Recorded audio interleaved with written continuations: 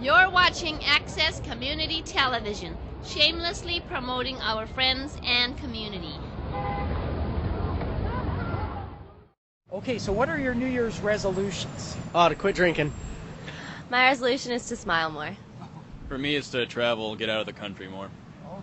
To be true to anybody, everybody. To be true. Yes. Honesty works. I think I need to work more harder. Yeah. Try to get back in touch with my family and everything. Hopefully get into school and then the games begin. Welcome to Access TV, where we shamelessly promote our friends in our community.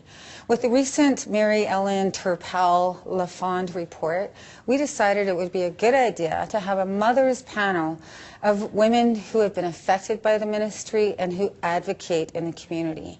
We have Melanie LeCoy, who is on the board for ALIVE, A-L-I-V-E. And we also have Marilyn McKee, who is the president of the Raycam Community Centre, along with Carol Martin, who feels a great concern that Child and Family Services is profiling Aboriginal families, racially profiling Aboriginal families. Melanie LeCoy, you have 5 children, am I right? Yes, 3 boys, 2 girls. 2 boys and 2 girls, beautiful. And so have you ever had any problems with the ministry in the past? Not really, No? but they were a part of my life all of my adolescent years and my youth. And why is that? I think it has a lot to do with residential school, because my mom was a residential school survivor. So me and my brother went through a lot of abuse, not only in my mom's care, but also in the ministry's care. And you're also a young mother. When did you have your first child? I was about 19. Yeah? Yeah. Wow. Yeah, she's 15 now. Yeah, I was 19. So it's really amazing that you've been able to escape the being under the microscope of Child and Family Services. I remember a number of years ago that you were having problems with housing, and you were out in the community calling out to the people. How did you resolve your housing issue? I kind of shed a light, and I used some media resources and being in homeless shelters for a few months, having all my children with me at the time. I don't know, I just really put it in creators' hands and just did the best that I could. Well, you came out to rallies and you ranted and you raved about lack of housing and you actually, from my perspective, shamed the system into providing you housing. Within a month or 2, you had housing. What avenues did you go to get housing? I sought out some people, and it's really rare that I'm not a really trusting person, but I reached out to a place called the Raycam Cooperative Centre and made connections with this woman by the name of Sabine, and she in turn connected me with NICIS and some other different organizations to stand by me and to support me and to advocate for me. And what difference did that make in your life? Well, it made a huge difference. I mean, I've always been outspoken and stuff, but I really needed their advocacy in order to move on and get housing. And you seem like you're more settled and able to give back to the community now, which is where you are at right now with ALIVE, and we'll get back to that a little bit later. And also we have Marilyn McKee, who is the president of Raycam Community Centre. Can you tell us what Raycam Community Centre currently provides for First Nations families that are in need of advocacy? We actually have quite a few different services available for families. One is youth workers, and we also have access to food. Food banks aren't always convenient, and it's not easy for our families. So we do have resources to be able to access food for the families. Our programs are all offered free, so we offer them free in the community, whereas other community centers charge for them. So we are the only one in the Lower Mainland that offers free services, whether it's access to childcare so the parents can attend community events or access different programming. So we do have a lot of additional services that are not a lot of the community centers have access to, and great support workers. Unfortunately, we did lose Sabine to one of the other community centers, but we do have a new family worker that works directly with our families. And does that family worker, is their focus in family preservation rather than removing the child from the care of the parents? Each case is so individualized. It really depends on what the immediate need of the family is. If the child has already been apprehended, then what can we step in and do, and what resources are available? So we do have several people in the community that act as resources and act as advocates to step in where it may be a child that's going to be apprehended, so it may be preventative. So we do try to focus on the preventative beforehand, and seeing what the parent really truly needs. So as an advocate for the child that is being removed, what is the rate of the child being returned with the help of Raycam Community Centre? We have access to the nurse and legal practitioners. So we actually have legal resources coming in to the community center to provide supports for families now. And that's been a process in the last couple of years. But now we have a couple of bigger cases that are coming up where you actually have lawyers who will come into the community center and support the families. Good, right on. And now we have Carol Martin, and Carol Martin has major concerns that Child and Family Services is racially profiling our Aboriginal families. Can you tell me what your concerns are based on, Carol? Well, more so on personal experience. I find that once I started having children, I've been accused of everything, from abandoning my kids, or letting them walk in the community themselves, to my child sitting on a corner with some guy who's teaching her how to carve, saying that did you know your child is out there soliciting for money for food? And I said, really? Did you take a look at my child? Does she look like she's in need of food? Or me moving back into a community where there's high population of the First Nations, and then I'm speaking from my personal experience. And I noticed that walking down Commercial, you don't see a lot of families or youth. Or even in my building, I feel so isolated in my building. It's a native housing, and people are afraid. Why? Because there are so many people in the community who feel the need to call on us. You know, from the schools to the doctors to the outreach workers to, I'm thinking, you guys are monitoring my mobility in the community and my child's. How do I know this? Because when we move back onto the Pender and Commercial area, I get a call from after hours. So I call them back and I ask them what their concerns were. They said, well, your child is getting involved in street and trans kids. I said, really, can you tell me the name of these kids so I can inform my child? And they said, no, we can't give you that information. And I said, then you're withholding information that could further endanger my child under what you're phoning me and you're concerned about. So I'm thinking, I started questioning her and started asking her questions. Apparently they got a call from Britannia. There's a woman who works at the family services there. They called after hours, and because I was new in the area there, my child became a profile. If she was spotted within the community, that they were to be called. So I called that lady back right away, because I guess the after hours had someone there. They weren't supposed to give names out, right? But she gave me the first name, and I knew right away the person I had talked to that week. So I called and I inquired about it. But that's just an example of, some things that our First Nations people are dealing with. And I remember so many times meeting with the social workers, and I refused to let them in my house. I refused to let them even question my kids, and because they're very invasive. They set up little traps here and there in the community. Families don't know how to deal with it. Where do our kids go? Where do our parents go? This is a whole area of residential school all playing out in the community again, but we need a different title. So where do our people go? You have families who are in poverty, who are dealing with residential schools, sex abuse, various issues. Then you have our youth trying to attempt to go to school. They're all labeled as special needs and all this. They've got all these labels in place. Well, there are 50% of our children are in care. Yeah. If that doesn't scream racial profiling, nothing else does. You've been listening to Access TV, and where we shamelessly promote our friends in our community. I'd like to show you a video that we recently shot with Lucas Meijer at Mount Currie. We visited Lonnie Edmonds from James Louis and Lonnie Edmonds versus Canada. Have a look.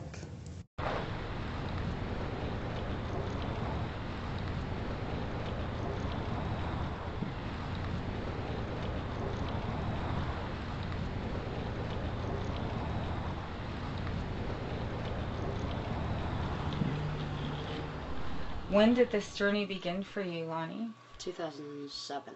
I lost my kids. How many kids did you have at the time? I had 4 at the time. And how old were you? 23. So you were a really young mom. Did your parents go to residential school? Yes. My mom went to St. Mary's. I can't remember where my dad went. Seashell? Oh, yeah. I don't know. I didn't talk to them about it. Yeah. My mother, they didn't. I don't even know about my dad's parents. He didn't talk to us about his parents. We didn't get to meet our grandparents. Did they go to the residential school? The grandparents too? I don't know. You have to ask James and them that. Yeah, they did. That's what he says. What I was saying is why they took my visitation rights away is I bought 2 babies and got them all ready. Then I went and had a shower myself before the therapist would come in our home. The therapist would come in our home from 9 o'clock to 4 o'clock, whenever the visit would end. And then my kids would be at the window when the minister's knocking at the door and I'm in the shower and they know not to open the door. And they're saying, oh, Lonnie's neglecting us. She's not opening the door. Her kids are in the window and she's trying to hide from us or something. So they stopped my visits. How does that feel for you? It makes me feel That's a crazy angry. question. It makes me feel powerless. Like right now, I feel powerless. I can't even talk to my kids or see my kids. I don't know where they are every weekend. Are they okay? You know, are they eating? Are they, are they being treated ugly? It's all this stuff that goes through my mind. Are my kids safe? Are my kids eating? It's just all that. Hi, love you, my babies. Could we stop, please? No, I don't want to. I have a order. Hi. Hi. Is Mama Deb home? Yeah? Who's baby? Oh. Oh, okay. I can't be around my kids. Just make a left here. See you guys later. Love you. Behave. Love you. Miss you. Oh, my babies. God, that hurts so much. Happy New Year, Merry Christmas. Love you. Oh, those are my kids. I'm glad I got to see them. I'm glad you got to see them. I haven't seen them in 2 years. We have footage of it for you. Look at it. I haven't seen them in 2 years. I just feel so helpless, like I can't do anything. My babies. See, they know we're not allowed to have contact. I'm gonna get them back. I can't get a home because I owe $1,994 to the band office. I can't get a home. I have to work on my mental, emotional issues, my anger issues, and I can't do that when I'm moving from place to place. I'm not stable. If I don't ever see them again. I was thinking I want to write a letter to each child. I should have been doing every day. Write a letter to them and tell them how much I love them, care for them, miss them, and want them back. I want my kids back. I want them safe. I don't want no one hurting them. They're my kids. I brought them in this world. Well, not just me, but they're my kids, and I want them back. I want my life back. I want that Lonnie back, that person I used to be, that happy person, that outgoing person.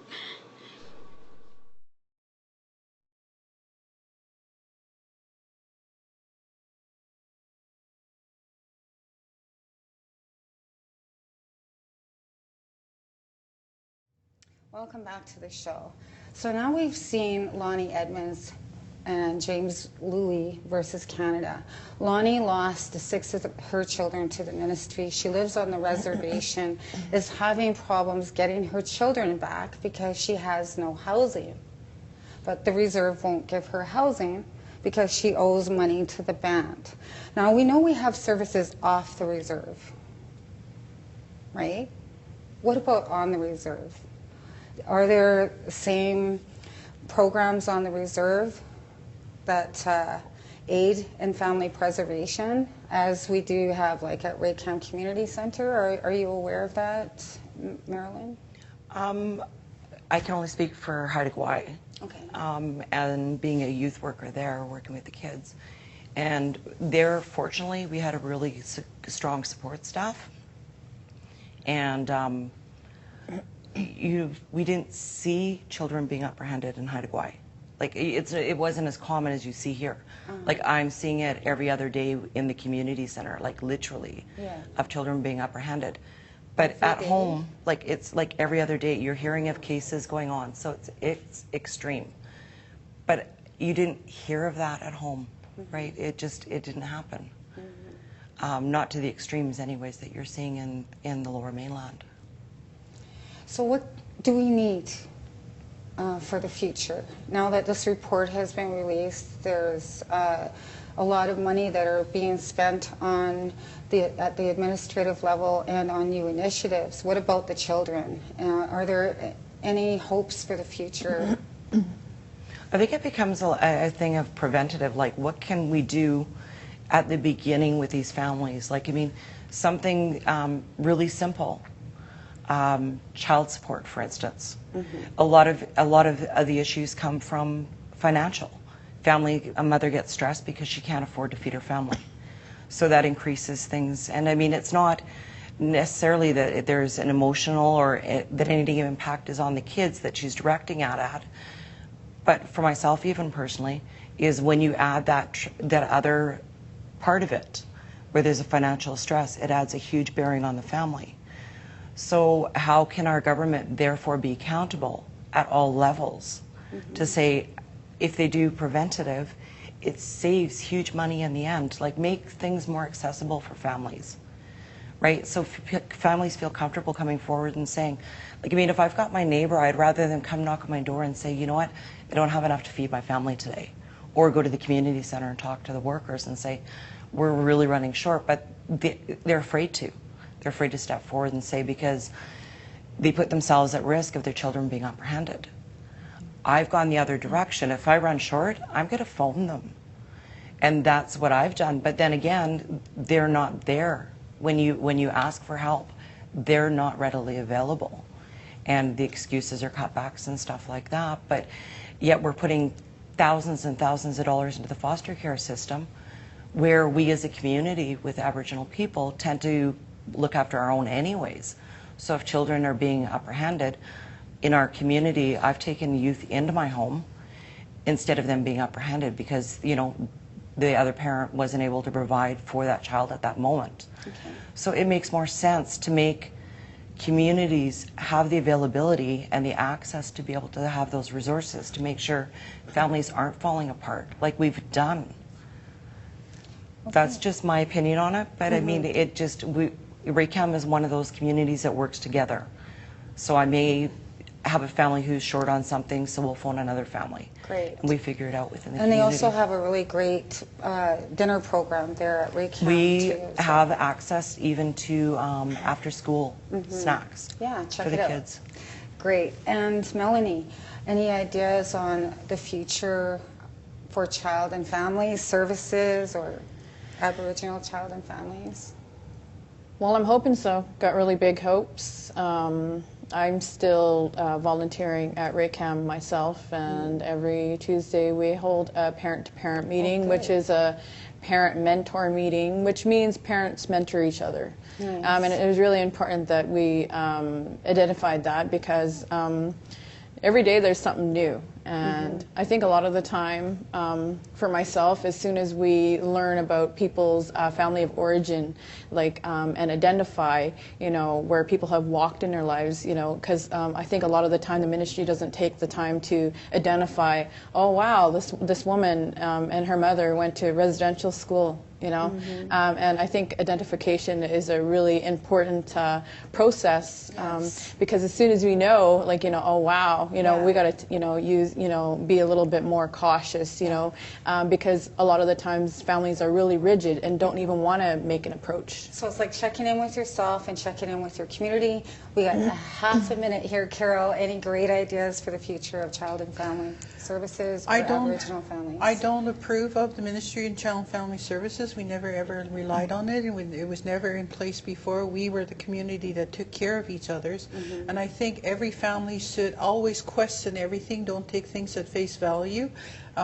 Remember that this is not a residential school era anymore, even though it feels like it at times, and that we need to empower ourselves more in questioning things. Thank you so much. Thank you to our panel of mothers who have been affected by the ministry and who advocate for the community. Thank you, Marilyn McKee and Melanie LeCoy and Carol Martin.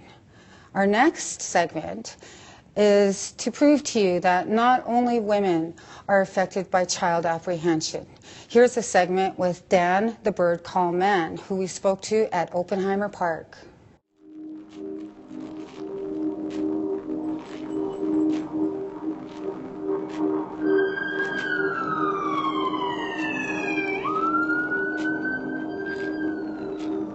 It probably wasn't his fault that he wasn't there for me, right?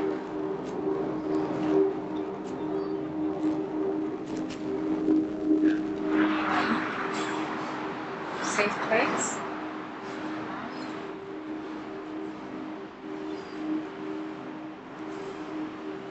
It wasn't a healthy place anyways. That's all I know. It wasn't healthy.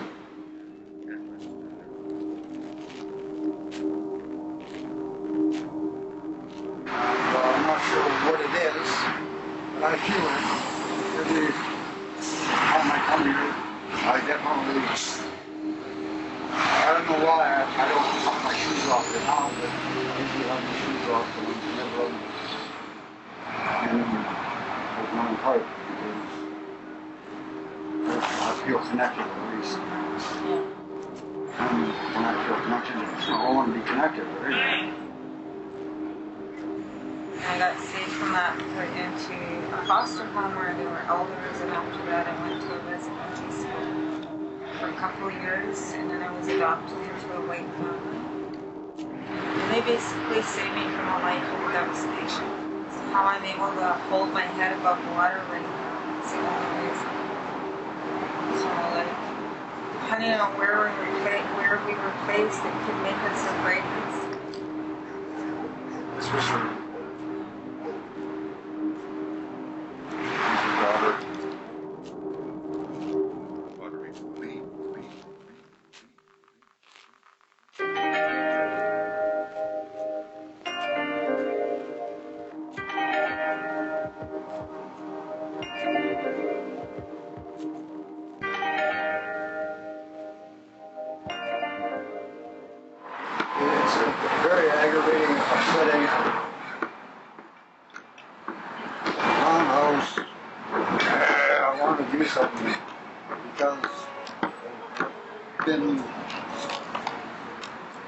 Out of my life, out of my health, out of my happiness is my children. Charlene, Happy, Hochna Moon, Danceable Tomaneus Moon, Amber, Tallulah, Patalia Moon. I need them in my life to keep me healthy and happy and strong and more within myself. If I can be there with them when they grow up, as they grow up, I have a feeling that they'll have a little better of a chance to make it through the next round. All I know is I want my family there with me. I want my family there.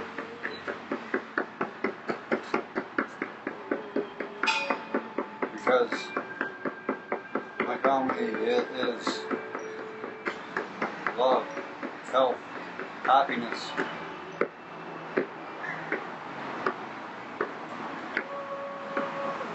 And I see it nowhere else.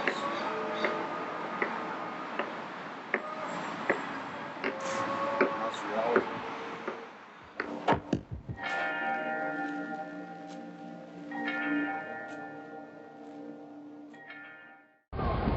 You're watching Access Community Television, shamelessly promoting our friends and community.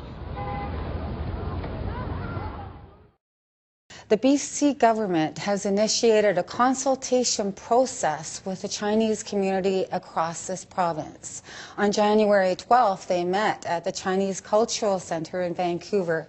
Here is Syd Tan with his report on his presentation to the provincial government officials. I acknowledge the Coast Salish First Nations, Mr. Watt, elders, dignitaries, brothers and sisters, friends. The power of an apology lies with the receiver. My name is Sid Tan, proudly Canadian, a 40-year resident of Saltwater City, Vancouver. And I believe that being here, I have won life's lottery. The BC government's efforts to address its racist past is welcome. With more effort, the BC government can bring a provincial closure to the Chinese head tax and exclusion file. Imagine an inclusive, just, and honorable redress. We are a species of ideas, words, and action. The ideas here are of justice and honor, married to the words of an apology, to be manifest in action. The action of a made in British Columbia redress for 62 years of a made in British Columbia Chinese head tax and exclusion. The surviving elderly affected seniors of exclusion are not history. They must be the priority of the British Columbia All-Party Apology.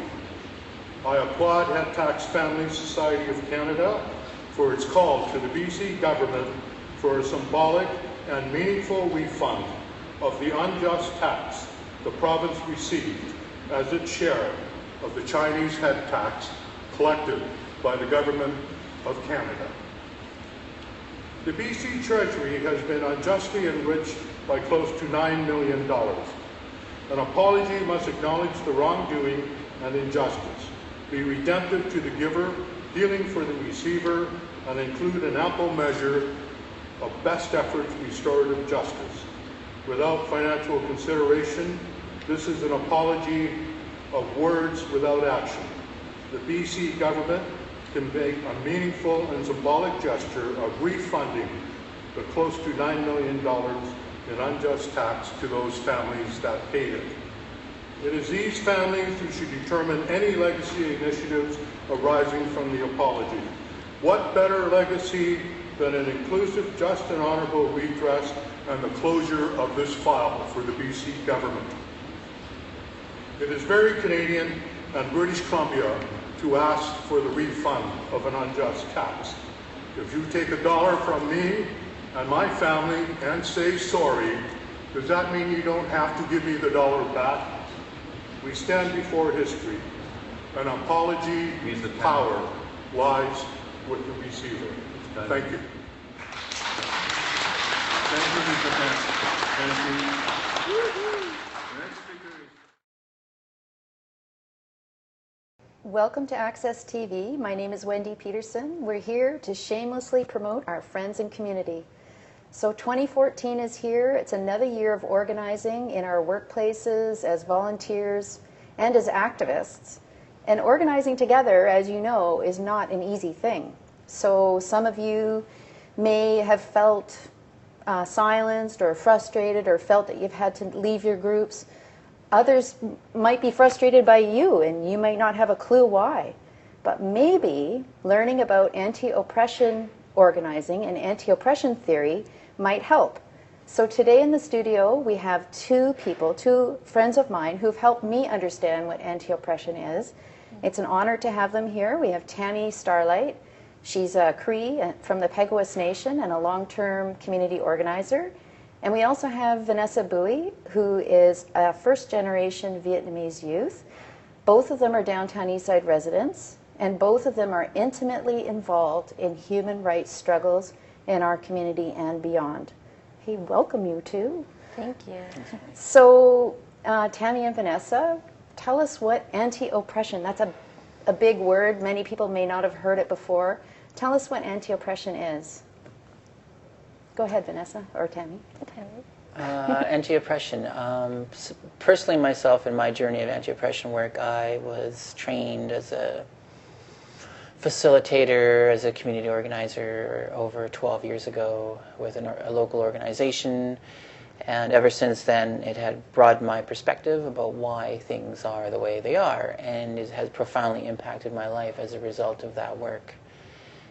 And so I've been passionate about it ever since, because I understood, through the understanding, I started to not participate in structures and beliefs that were really damaging to people and communities. Vanessa, what's anti-oppression? Why are you inspired to learn about it and teach it? For me, it was just an opportunity to examine my life, my own life and my own experiences, and to give labels and words and vocabulary to some of the experiences that I've had. Because a lot of times when we go throughout our lives, we experience things without really understanding what they actually are. And so we know how they feel and we know what they look like, but we don't know what they're called. And so for me, anti-oppression is giving names to things that exist and exist for other people as well, so that we can actually explore them and understand them, so that we can learn how to navigate the world and how to participate differently. So in your workshops that you do on anti-oppression, you give people handouts, and it has some of those descriptions of those words and those experiences that people might have. Can you give us an example here of what you would do in a workshop and what you would explain? Yeah, so we would each take turns reading a terminology and its definition, and at the end of it, after we go through the whole thing, we pick out a word that stood out to us, and then start dissecting it or talking about it in whatever way that we have come into contact with this particular oppression. So I just glanced through here and I picked out a word. One of them is under P, privilege. Tami, do you want to tell us why understanding privilege is important to anti-oppression work?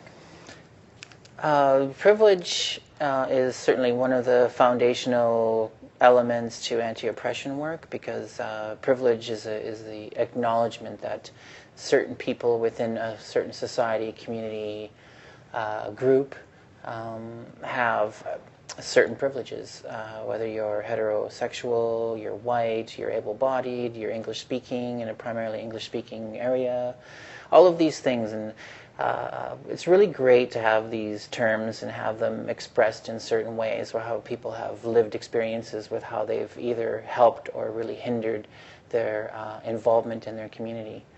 And so that's really why it's been very brilliant to have these discussions about either how, even if you have a question about, you don't even actually understand some of these terms. Some of them are pretty heavy duty. Just name a few, just off the top of your head, just the terms. Homonormative, anthropocentric. Yeah, there's some pretty big, verging on nose-bleeding academic terms. Intellectualism. So there's a lot of terms that are pretty loaded, and they're very, very complex. So we try to really be simple about it in terms of so everybody can understand it. Not that people need to be simple, I'd like to cover more of this in 2014 because I think it's an important element in our organizing in our communities. But if you could tell me quickly, Vanessa, a little bit about the tour that you did across Canada, and if you have any workshops coming up.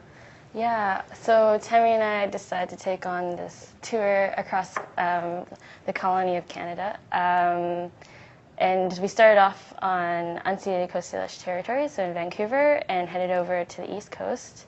And managed to get all the way over to Halifax. And we did a bunch of workshops in the major cities. How many did you do? Oh, I don't remember. Quite a bit. But we didn't just, we stopped in major cities, but we also made our way, took our time to actually go out into other areas that don't actually have access to information like this. Are there any areas in Canada quickly that are more tuned in, that you would say are the most tuned into this anti-oppression theory? Yeah, we were actually discussing that last night. Toronto, we find that there's definitely more, I guess partly it's because there's a lot of people there, but Toronto is definitely an area that that has a lot of ears that are listening. Peterborough is also really great. Halifax, and then we found that in the prairie region around Saskatchewan, Regina, it seems to be a little bit less, more difficult to engage people.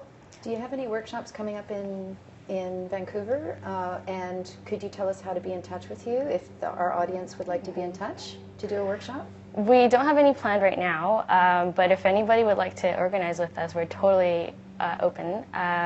You can email us at decolonizeantioppression@gmail.com, or you can look us up on the antioppressionnetwork.wordpress.com, or just Google us and see what pops up. You'll be able to contact us eventually. Okay, can we see you both again in 2014? Yeah, for sure. Definitely. All right, thank you so much for being on Access TV, Tami, Tami Starlight, and Vanessa Bowie. Thank you so much. Thanks, Wendy.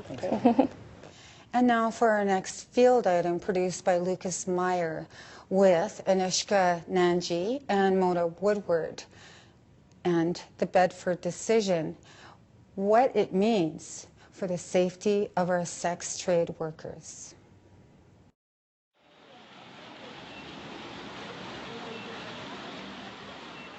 So welcome to this special segment on Access TV. Today we're joined by special guest Mona Woodward, who is the Executive Director of Aboriginal Front Door.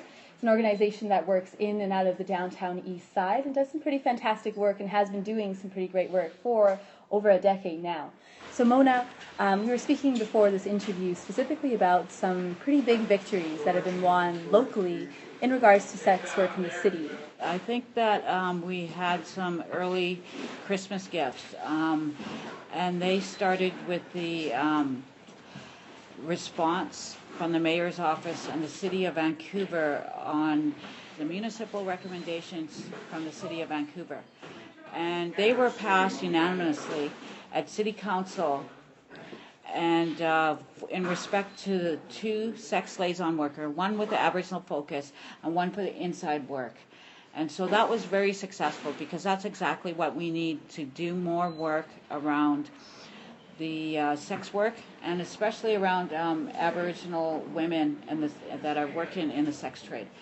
The second thing is that we were able to get the bylaws that impacted sex trade and in the neighborhoods. So in the downtown east side, the Vancouver Police Department was not enforcing the prostitution law for survival sex trade workers in the downtown east side. We wanted it for across the Vancouver in other areas. And it all depended on the Bedford case. And so what has happened was a victory for safety of sex trade workers. And how that plays out for Aboriginal women in particular, Aboriginal survival sex trade workers, is that communication for the purpose of prostitution. When you're communicating with a customer, it's important to be able to assess the safety of going with that stranger.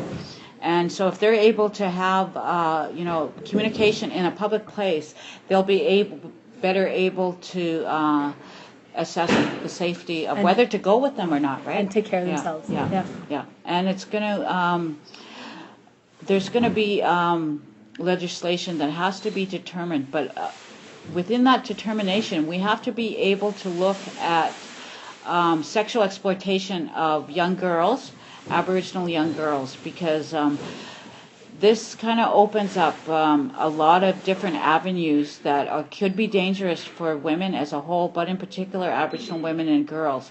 And so I think that it has to be well thought out, and that they have to include the community consultation as well as the different women's organization, and also to figure out what's going to go into that legislation.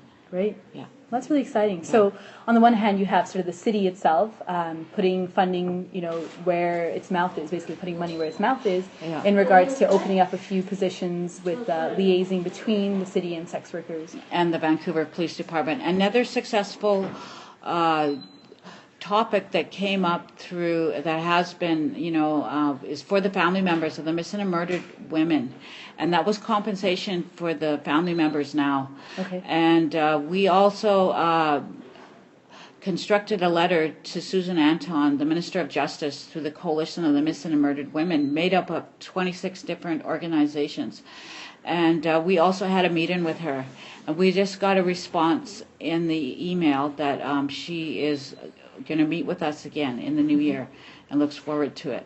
However, I wanted to address the mayor as well as the city council to take a step further in the spirit of reconciliation, to be able to join us in the advocating for the family members for the compensation for the orphans of Picton. Okay. And so what was presented and what came out of it was that they added another motion. That motion will include the City of Vancouver to begin 1/3 of the startup fund for the missing and murdered women. And I can tell you that there was a roar in that City Council chambers, as well as tears of joy.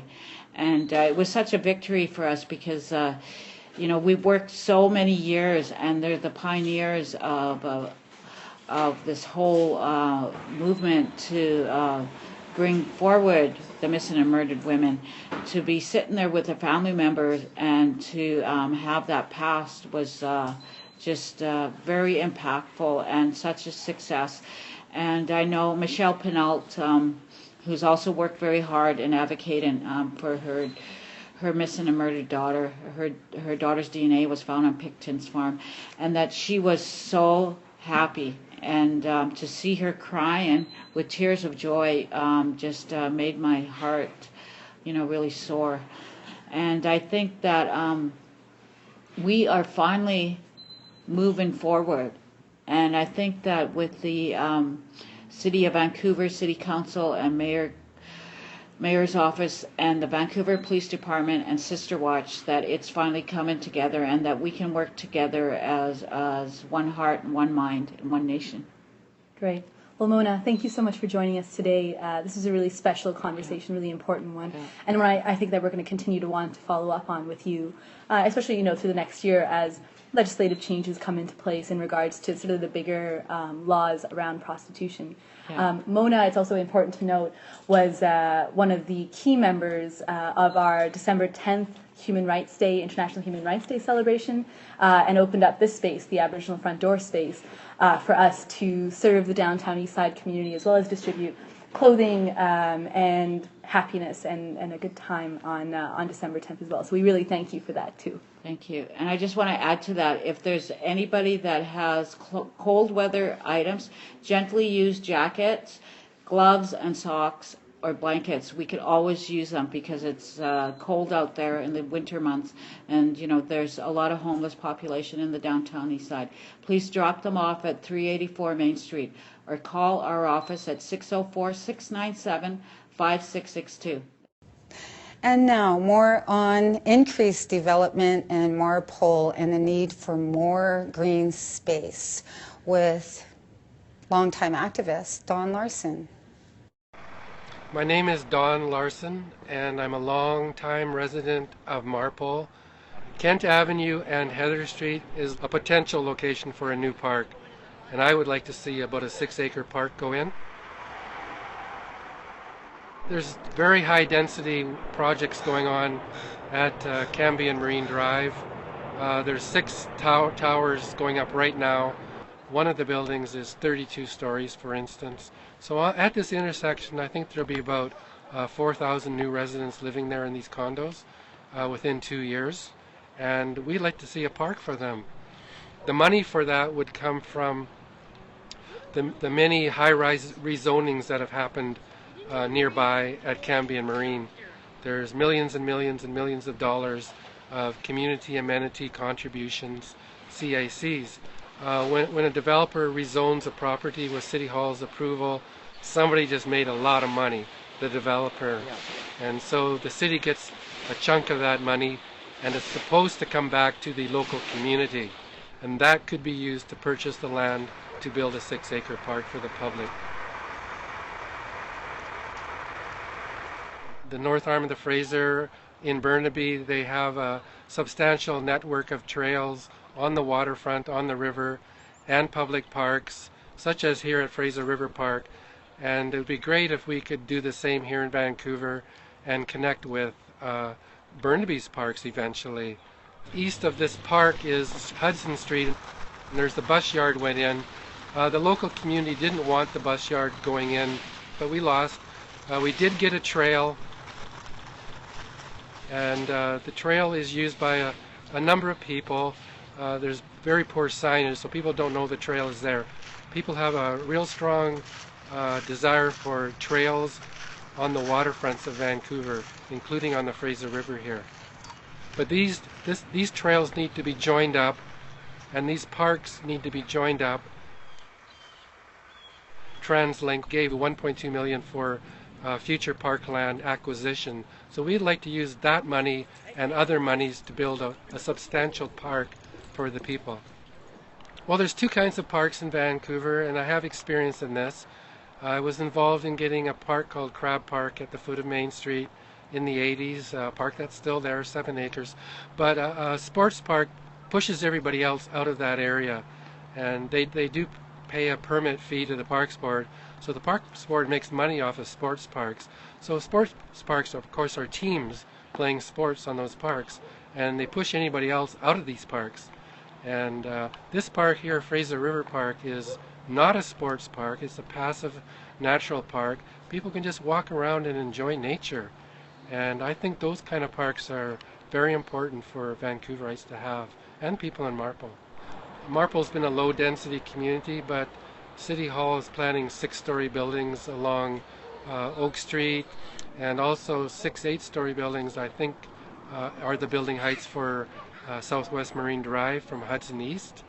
And further, there will be 6 to 12-story buildings on Granville from about 65th Avenue down to below 70th Avenue on Granville. At the Safeway site, of course, there's a 19-story building that is now being erected, and a 14-story building to be soon built, and another one that's 8 stories. The Marpole area is undergoing a city plan, which will be approved or not approved by Vancouver City Council in March of this year, 2014. There's a lot of density going in Marpole, and we were not getting social amenities at the moment, so a public park would be a nice thing for Marpole to get. We are a community that's underparked, and the mayor did promise a park at the foot of Cambie during the public hearing for the Cambion Marine development at the Canada Line Station, the Marine Gate, I think they call that. So he promised a park, so we're going to hold him to that. You're watching Access Community Television, shamelessly promoting our friends and community.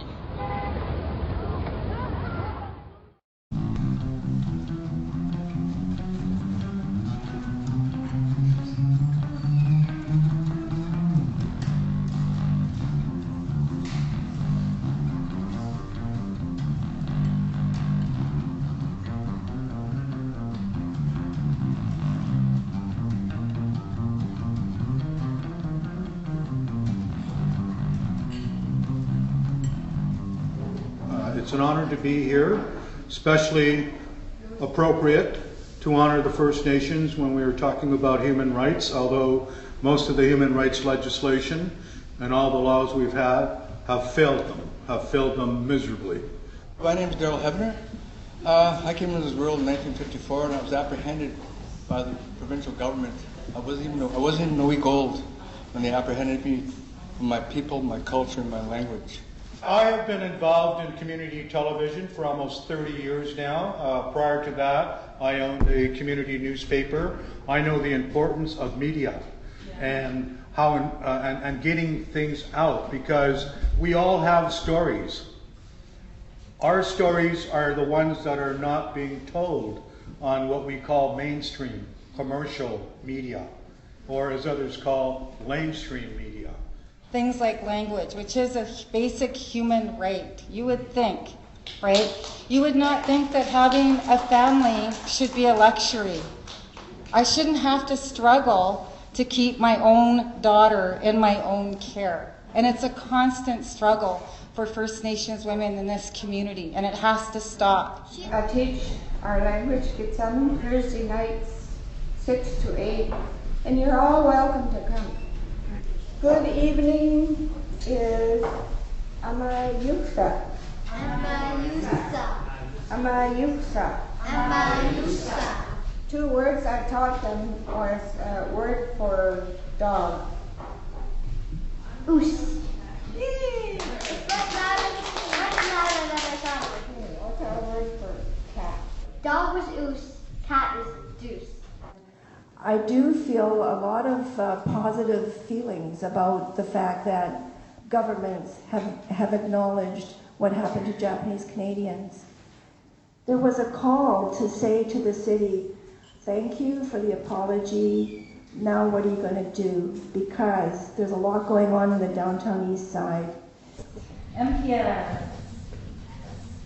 As we speak, right across the street at the First United Church is Rodney Watson, who's in another prison because he refused to fight the war on terror, and he stood out against that. So these issues are all connected, and as we mark International Human Rights Day. So yeah, I mean, let's not forget the Komogata Maru, let's not forget the Sansi and the other things, and the Japanese internment.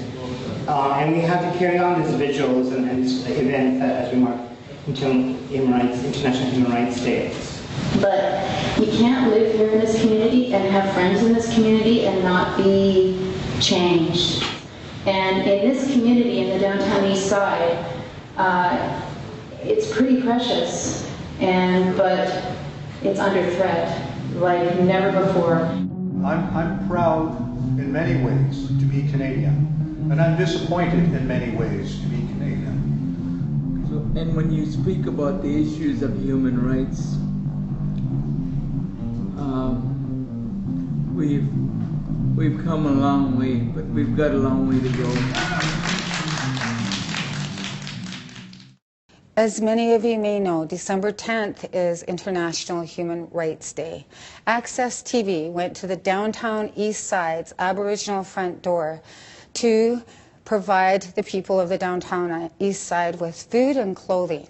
We would like to thank all of the food donors and the clothing donors, such as Tenderland Meats and Curry to You from Granville Island, and Masjid Al Salam from Musk and Burnaby, and Kashmiri Inn Caterers as well. And a special thanks to Aboriginal Front Door for facilitating this food and clothing giveaway. I'm Gunargie O'Sullivan for Access TV. Thank you for joining us, and please be sure to join us next month as we explore Black History Month, Chinese New Year, Hobie, and International Mother Tongue Day. We welcome you here, the volunteers, to allow you to bring your canoes ashore to this great territory of the Coast Salish people. To welcome you on behalf of the 3 territories that look after this area, that are gifted to look after this area by Creator, the Swasilatut, the Musqueam, and the Squamish. We thank Creator for the food that was prepared today. from our brothers across the pond, or what you would call the Pacific Ocean. Each one of you that are here came because you came with a heart and you understand. So welcome, and today's work, we're working with our people here in the downtown east side, the people that need our help today. There's food and clothes. So I just wanted to acknowledge all of the volunteers, because you put your heart and spirit. And I'm very emotional because, 25 years ago, I know what it's like to be on the street, to be homeless and hungry. And I know what it's like to live on the streets. And I know how much it is going to make a difference in people's lives that haven't got their families, that don't have anybody to celebrate Christmas with. Without all of you, this would not be possible. So when you hand out the clothes and the food, remember you're touching someone's spirit, someone's heart, and you're making a difference that'll have a ripple effect that you won't even realize, to see them smile and to be able to bring that joy into this time. And, we all know the downtown east side at this Christmas time, the death toll goes up, suicides go up, and it's a really hard time of the year for everyone. And for the fallen sisters that we've lost, to the fallen brothers that we've lost through drugs and alcohol and homelessness, this is why we do it. Because if we can save one person out there that is suffering, then we've done a lot. So I'm just going to sing the grandmother song. Oh, Shemaya, hey. Oh, Shemaya, hey. Oh, Shemaya, hey. Oh, hey, hey, oh. Oh, yeah, hey. Twonka, twonka, hey.